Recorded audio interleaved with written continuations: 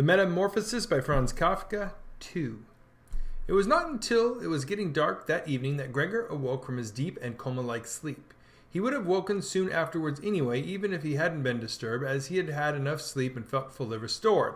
But he had the impression that some hurried steps and the sound of the door leading into the front room being carefully shut had woken him. The light from the electric street lamp shone palely here and there onto the ceiling and tops of the furniture, but down below where Gregor was, it was dark. He pushed himself over to the door, feeling his way clumsily with his antenna, of which he was now beginning to learn the value, in order to see what had been happening there. The whole of his left side seemed like one painfully stretched scar, and he limped badly on his 2 rows of legs. One of the legs had been badly injured in the events of that morning. It was nearly a miracle that only one of them had been, and dragged along lifelessly. It was only when he had reached the door that he realized what it actually was that had drawn him over to it. It was the smell of something to eat. By the door there was a dish filled with sweetened milk with little pieces of white bread floating in it. He was so pleased he almost laughed, as he was even hungrier than he had been that morning, and immediately dipped his head into the milk, nearly covering his eyes with it. But he soon drew his head back again in disappointment.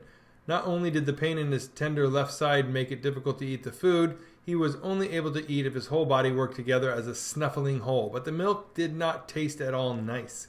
Milk like this was normally his favorite drink, and his sister had certainly left it there for him because of that, but he turned, almost against his own will, away from the dish and crawled back into the center of the room.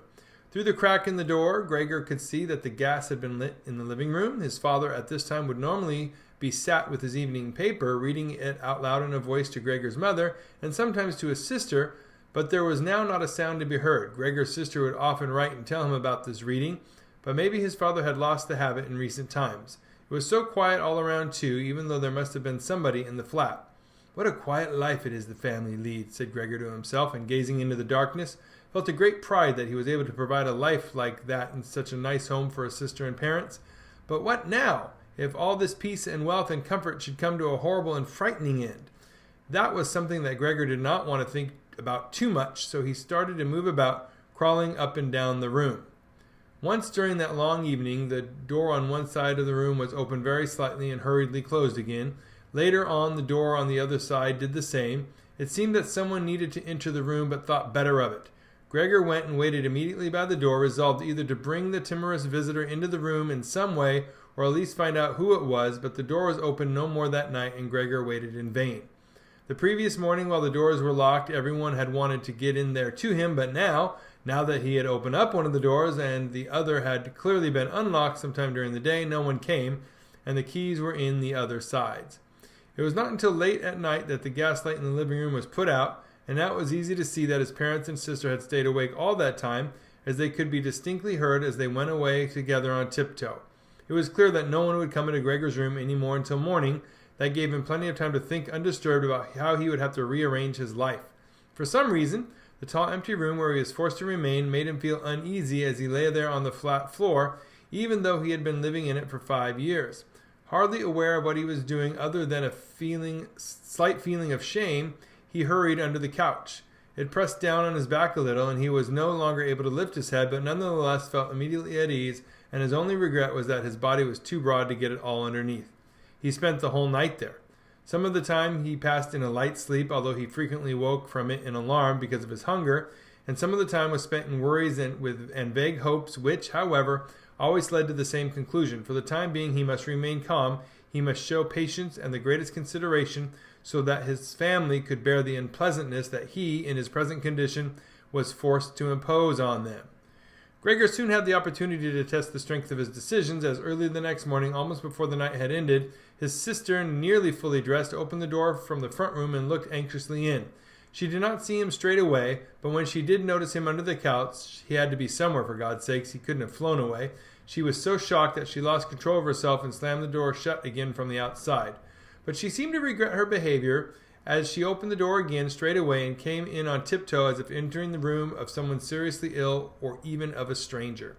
Gregor had pushed his head forward, right to the edge of the couch, and watched her. Would she notice that he had left the milk as it was, realize that it was not from any lack of hunger, and bring him some other food that was more suitable?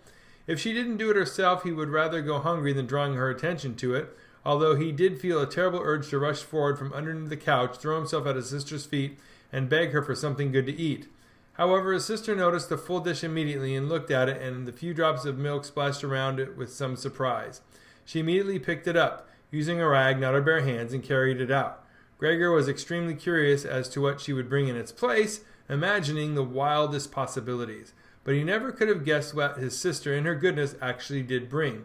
In order to test his taste, she brought him a whole selection of things, all spread out on an old newspaper. They were old, half-rotten vegetables, bones from the evening meal, covered in white sauce that had gone hard, a few raisins and almonds, some cheese that Gregor had declared inedible 2 days before, a dry roll, and some of the bread spread with butter and salt. As well as that, all that, she had poured some water into the dish, which had probably been permanently set aside for Gregor's use, and placed it beside them. Then, out of consideration for Gregor's feelings, as she knew that he would not eat in front of her, she hurried out again and even turned the key in the lock so that Gregor would know that he could make things as comfortable for himself as he liked. Gregor's little legs whirred. At last he could eat. What's more, his injuries must already have completely healed, as he found no difficulty in moving. This amazed him, as more than a month earlier he had cut his finger slightly with a knife. He had thought of how his finger had still hurt the day before yesterday. "Am I less sensitive than I used to be then?" he thought, and was already sucking greedily at the cheese, which had immediately, almost compellingly, attracted him much more than the other foods on the newspaper. Quickly, one after another, his eyes watering with pleasure, he consumed the cheese, the vegetables, and the sauce. The fresh foods, on the other hand, he didn't like at all, and even dragged the things he did want to eat a little away from them because he couldn't stand the smell. Long after he had finished eating and lay lethargic in the same place, his sister slowly turned the key in the lock as a sign to him that he should withdraw. He was immediately startled, although he had been half asleep, and hurried back under the couch. But he needed great self-control to stay there, even for the short time that his sister was in the room, as eating so much food had rounded out his body a little, and he could hardly breathe in that narrow space. Half suffocating, he watched with bulging eyes as his sister unself-consciously took a broom and swept up the leftovers, mixing them with the food he had not even touched at all, as if it could not be used any more.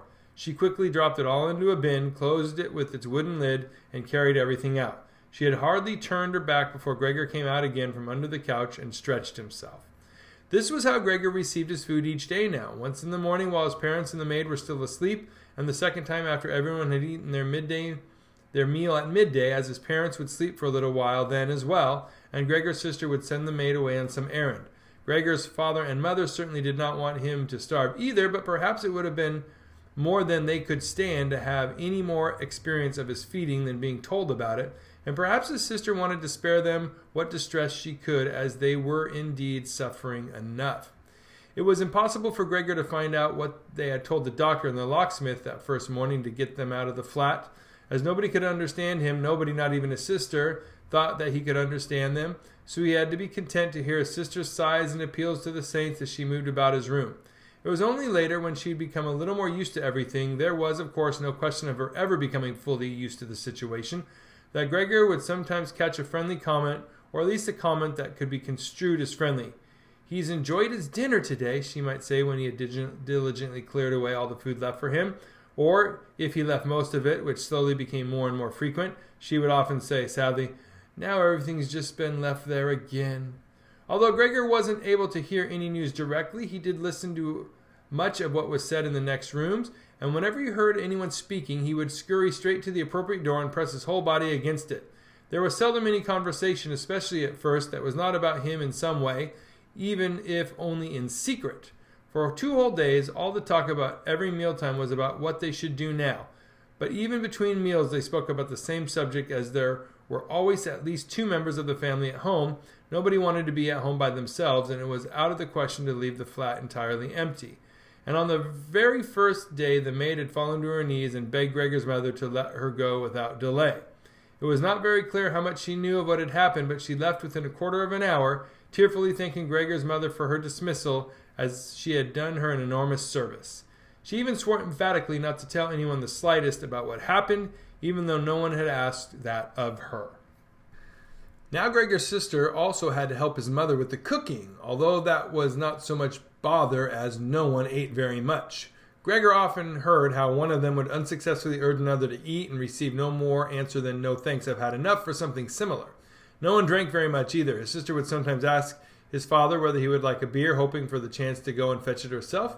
When his father then said nothing, she would add, so that he would not feel selfish, that she could send the housekeeper for it, but then his father would close the matter with a big loud no, and no more would be said.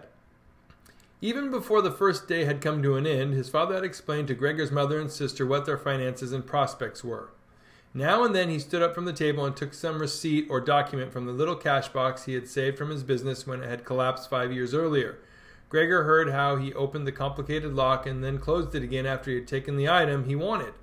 What he heard his father say was some of the first good news that Gregor heard since he had first been incarcerated in his room. He had thought that nothing at all remained from his father's business, at least he had never told him anything different, and Gregor had never asked him about it anyway. Their business misfortune had reduced the family to a state of total despair, and Gregor's only concern at that time had been to arrange things so that they could all forget about it as quickly as possible. So then he started working especially hard with a fiery vigor that raised him from a junior salesman to a traveling representative almost overnight, bringing with it the chance to earn money in quite different ways. Gregor converted his success at work straight into cash that he could lay on the table at home for the benefit of his astonished and delighted family. They had been good times, and they had never come again, at least not with the same splendor, even though Gregor had later earned so much that he was in a position to bear the cost of the whole family, and did bear them. They'd even gotten used to it, both Gregor and the family. They took the money with gratitude, and he was glad to provide it, although there was no longer much warm affection given in return. Gregor only remained close to his sister now. Unlike him, she was very fond of music and a gifted and expressive violinist. It was his secret plan to send her to the conservatory next year, even though it would cause great expense that would have to be made up for in some other way. During Gregor's short periods in town, conversation with his sister would often turn to the conservatory, but it was only ever mentioned as a lovely dream that could never be realized. Their parents did not like to hear this innocent talk, but Gregor thought about it quite hard and decided he would let them know what he planned with a grand announcement of it on Christmas Day. That was the sort of totally pointless thing that went through his mind in his present state, pressed upright against the door and listening. There were times when he simply became too tired to continue listening, when his head would fall wearily against the door and he would pull it up again with a start, as even the slightest noise he caused would be heard next door and they would all go silent.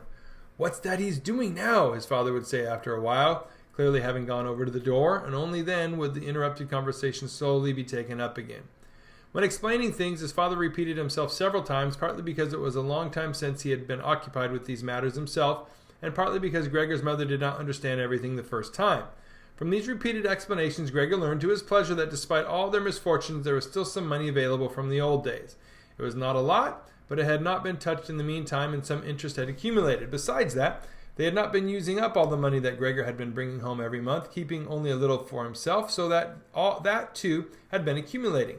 Behind the door, Gregor nodded with enthusiasm in his pleasure at this unexpected thrift and caution. He could actually have used this surplus money to reduce his father's debt to the boss, but the day that when he could have freed himself from that job would have come much closer, but now it was certainly better the way his father had done things. This money, however, was certainly not enough to enable the family to live off the interest. It was enough to maintain them for perhaps 1 or 2 years, no more. That's to say, it was money that should not really be touched but set aside for emergencies. Money to live on had to be earned. His father was healthy but old and lacking in self-confidence. During the 5 years that he had not been working, the first holiday in a life that had been full of strain and no success, he had put on a lot of weight and become very slow and clumsy.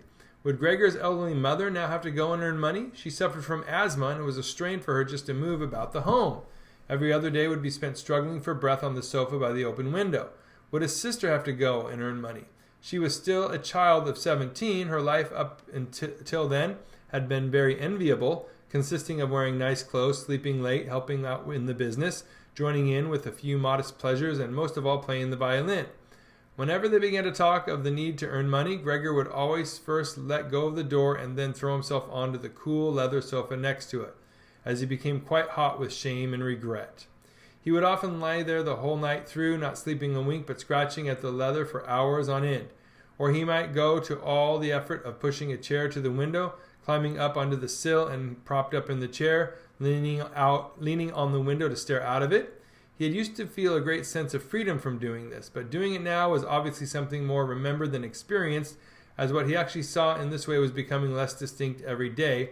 even things that were quite near. He had used to curse the ever-present view of the hospital across the street, but now he could not see it at all, and if he had not known that he lived in Charlottenstrasse, which was a quiet street despite being in the middle of the city, he could have thought that he was looking at the window at a barren waste where the gray sky and the gray earth mingled inseparably.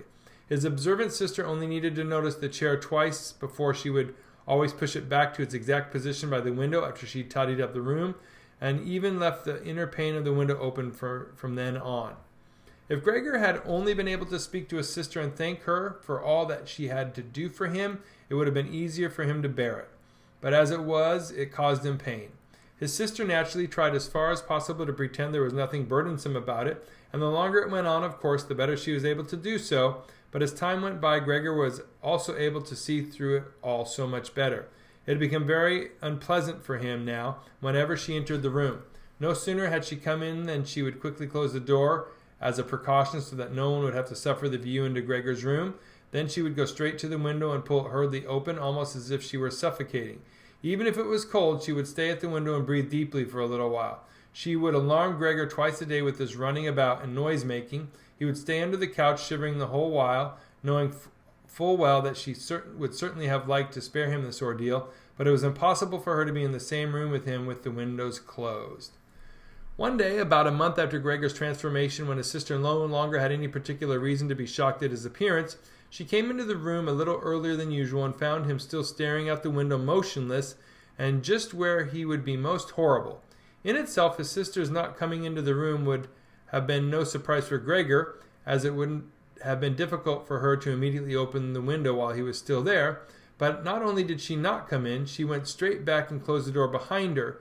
A stranger would have thought he had threatened her and tried to bite her.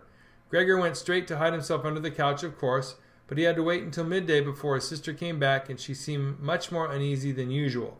It made him realize that she still found his appearance unbearable and would continue to do so. She probably had even had to overcome the urge to flee when she saw the little bit of him that protruded from under the couch. One day, in order to spare her even this sight, he spent 4 hours carrying the bedsheet over to the couch on his back and arranged it so that he was completely covered and the sister would not be able to see him even if she bent down. If she did not think the sheet was necessary, then all she had to do was take it off again, as it was clear enough that it was no pleasure for Gregor to cut himself off so completely.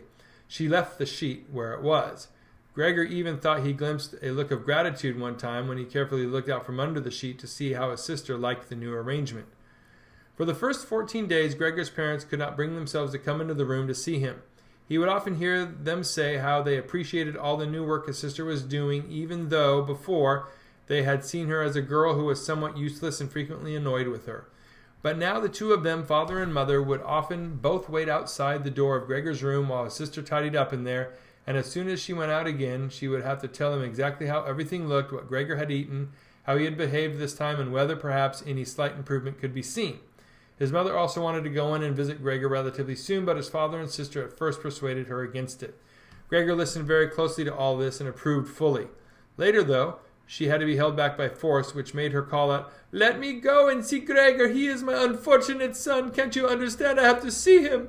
And Gregor would think to himself that maybe it would be better if his mother came in, not every day, of course, but one day a week perhaps. She could understand everything much better than his sister, who, for all her courage, was still just a child after all, and really might not have had an adult's appreciation of the burdensome job she had taken on. Gregor's wish to see his mother was soon realized. Out of consideration for his parents, Gregor wanted to avoid being seen at the window during the day. The few square meters of the floor did not give him much room to crawl about. It was hard to just lay quietly through the night. His food soon stopped giving him any pleasure at all, and so to entertain himself, he got into the habit of crawling up and down the walls and ceiling. He was especially fond of hanging from the ceiling. It was quite different from laying on the floor. He could breathe more freely. His body had a slight swing to it, and up there, relaxed and almost happy, it might happen that he would surprise even himself by letting go of the ceiling and landing on the floor with a crash. But now, of course, he had far better control of his body than before, and even with a fall as great as that, caused himself no damage. Very soon his sister noticed Gregor's new way of entertaining himself. He had, after all, left traces of the adhesive from his feet as he crawled about, and got it into her head to make it as easy as possible for him by removing the furniture that got in his way, especially the chest of drawers and the desk. Now, this was not something that she would be able to do by herself. She did not dare to ask for help from her father. The 16-year-old maid had carried on bravely since the cook had left, but she certainly would not have helped in this. She had even asked to be allowed to keep the kitchen locked at all times and never to have to open the door unless it was especially important. So his sister had no choice but to choose some time between when Gregor's father was not there and fetch his mother to help her. As she approached the room, Gregor could hear his mother express her joy, but once at the door, she went silent. First, of course, his sister came in and looked around to see that everything in the room was all right, and only then did she let her mother enter. Gregor had hurriedly pulled the sheet down lower over the couch and put more folds into it so that everything really looked as if it had just been thrown down by chance. Gregor also refrained this time from spying out from under the sheet. He gave up the chance to see his mother until later and was simply glad that she had come. "You can come in, he can't be seen," said his sister, obviously leading her in by the hand. The old chest of drawers was too heavy for a pair of feeble women to be heaving about, but Gregor listened as they pushed it from its place, his sister always taking on the heaviest part of the work for herself and ignoring her mother's warnings that she would strain herself. This lasted a very long time. After laboring at it for 15 minutes or more, his mother said it would be better to leave the chest where it was. For one thing, it was too heavy for them to get the job finished before Gregor's father got home, and leaving it in the middle of the room, it would be in his way even more. And for another thing, it wasn't even sure that taking the furniture away would really be any help to him. She thought just the opposite. The sight of the bare walls saddened her right to her heart, and why wouldn't Gregor feel the same way about it? He'd been used to his furniture in his room for a long time, and it would make him feel abandoned to be in an empty room like that. Then quietly, almost whispering as if wanting Gregor, whose whereabouts she did not know, to hear not even the tone of her voice, as she was convinced that he did not understand her words, she added, "And by taking the furniture away, won't it seem like we're showing that we've given up all hope of improvement, and we're abandoning him to cope for himself? I think it'd be best to leave the room exactly the way it was before, so that Gregor comes back to us again. He'll find everything unchanged, and he'll be able to forget the time in between all the easier." Hearing these words from his mother made Gregor realize that the lack of any direct human communication, along with the monotonous life led by the family during these 2 months, must have made him confused. He could think of no other way of explaining to himself why he had seriously wanted his room emptied out. Had he really wanted to transform his room into a cave, a warm room fitted out with the nice furniture he had inherited? That would have let him crawl around unimpeded in any direction, but it would also have let him quickly forget his past when he had still been human. He had come very close to forgetting, and it had only been the voice of his mother, unheard for so long, that had shaken him out of it. Nothing should be removed. Everything had to stay. He could not do without the good influence the furniture had on his condition, and if the furniture made it difficult for him to crawl about mindlessly, that was not a loss but a great advantage. His sister, unfortunately, did not agree. She had become used to the idea, not without reason, that she was Gregor's spokesman to his parents about the things that concerned him.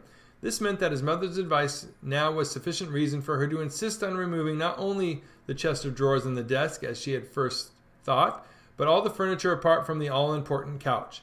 It was more than childish perversity, of course, or the unexpected confidence she had recently acquired that made her insist. She indeed noticed that Gregor needed a lot of room to crawl about in, whereas the furniture, as far as anyone could see, was of no use to him at all. Girls of that age, though, do become enthusiastic about things and feel that they must get their way whenever they can.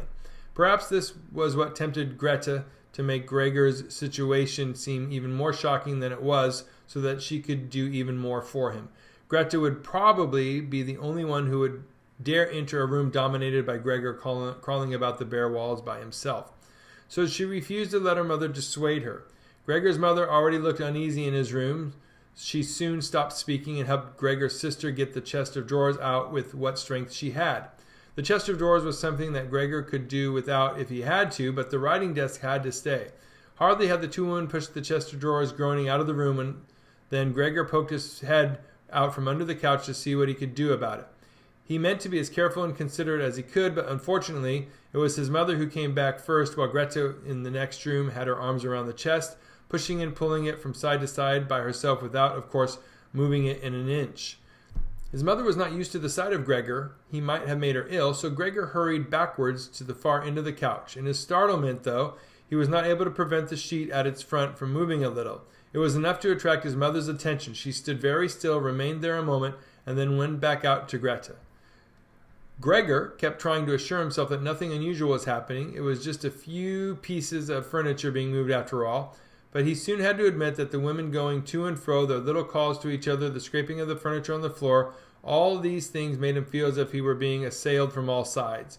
With his head and legs pulled in against him and his body pressed to the floor, he was forced to admit to himself that he could not stand all of this much longer. They were emptying his room out, taking away everything that was dear to him. They had already taken out the chest containing his fret saw and other tools. Now they threatened to remove the writing desk with its place clearly worn in the floor, the desk where he had done his homework as a business trainee at high school, even while he had been at infant school. He really could not wait any longer to see whether the two women's intentions were good. He had nearly forgotten they were there anyway, as they were now too tired to say anything while they worked, and he could only hear their feet as they stepped heavily on the floor. So, while the women were leant against the desk in the other room catching their breath, he sallied out, changed directions 4 times, not knowing what he should say first before his attention was suddenly caught by the picture on the wall, which was already denuded of everything else that had been on it, of the lady dressed in copious fur. He hurried up onto the picture and pressed himself against its glass. It held him firmly and felt good on his hot belly. This picture, at least, was now totally covered by Gregor, would certainly be taken away by no one. He turned his head to face the door into the living room so that he could watch the women when they came back. They had not allowed themselves a long rest and came back quite soon. Greta had put her arm around her mother and was nearly carrying her. "What shall we take now, then?" said Greta, and looked around.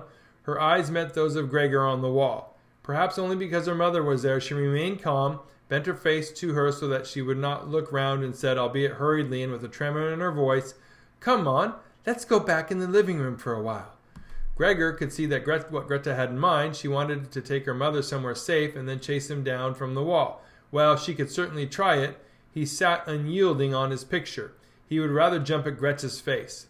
But Greta's words had made her mother quite worried, so she stepped to one side, saw the enormous brown patch against the flowers of the wallpaper, and before she even realized it was Gregor that she saw, screamed, "Oh God!" Arms outstretched, she fell onto the couch as if she had given up everything, and stayed there immobile. "Gregor!" shouted his sister, glowering at him and shaking her fist. That was the first word she had spoken to him directly since his transformation. She ran into the other room to fetch some kind of smelling salts to bring her mother out of her faint. Gregor wanted to help too. He could save his picture later, although he stuck fast to the glass and had to pull himself off by force. Then he too ran into the next room as if he could advise his sister like in the old days, but he had to just stand behind her doing nothing.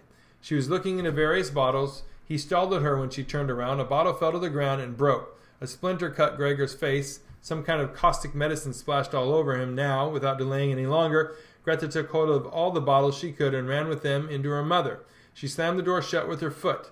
So now Gregor was shut out from his mother, who, because of him, might be near to death. He could not open the door if he did not want to chase his sister away, and she had to stay with his mother. There was nothing for him to do but wait, and, oppressed with anxiety and self-reproach, he began to crawl about. He crawled over everything, walls, furniture, ceiling, and finally in his confusion, as the whole room began to spin around him, he fell down into the middle of the dinner table. He lay there for a while, numb and immobile. All around him it was quiet. Maybe that was a good sign. Then there was someone at the door. The maid, of course, had locked herself in the kitchen so that Greta would have to go and answer it. His father arrived home. "What's happened?" were his first words. Greta's appearance must have made everything clear to him. She answered him with subdued voice and openly pressed her face into his chest. "Mother's fainted, but she's better now. Gregor got out." "Just as I expected," said his father. "Just as I always said, but you women wouldn't listen, would you?" It was clear to Gregor that Greta had not said enough, and that his father took it to mean that something bad had happened, that he was responsible for some act of violence. That meant Gregor would now have to try to calm his father, as he did not have the time to explain things to him even if it had been possible. So he fled to the door of his room, pressed himself against it so that his father, when he came in from the hall, could see straight away that Gregor had the best intentions and would go back into his room without delay, that it would not be necessary to drive him back, but they had only to open the door and he would disappear. His father, though, was not in the mood to notice subtleties like that. "Ah!" he shouted as he came in, sounding as if he were both angry and glad at the same time. Gregor drew his head back from the door and lifted it towards his father. He had not he really had not imagined his father the way he stood there now. Of late, with his new habit of crawling about, he had neglected to pay attention to what was going on the rest of the flat the way he had done before. He really ought to have expected things to have changed, but still, was that really his father? The same tired man as used to be laying there entombed in his bed when Gregor came back from his business trips, who would receive him sitting in the armchair in his nightgown when he came back in the evenings, who was hardly even able to stand up, but as a sign of his pleasure would just raise his arms, and who, on the couple of times a year when they went for a walk together on a Sunday or a public holiday, wrapped up tightly in his overcoat between Gregor and his mother, would always labor his way forward a little more slowly than them, who were already walking slowly for his sake, who would place his stick down carefully and, if he wanted to say something, would invariably stop and gather his companions around him.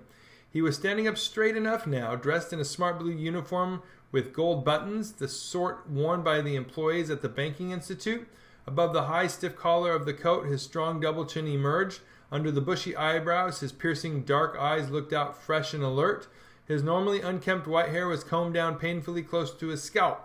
He took his cap with its gold monogram from probably some bank and threw it in an arc right across the room onto the sofa, put up his hands in his trouser pockets, pushing back the bottom of his long uniform coat, and with a look of determination, walked towards Gregor. He probably did not even know himself what he had in mind, but nonetheless lifted his feet unusually high. Gregor was amazed at the enormous size of the soles of his boots, but wasted no time with that. He knew full well, right from the first of his new life, that his father thought it necessary to always be extremely strict with him. So he ran up to his father, stopped when his father stopped, scurried forwards again when he moved, even slightly.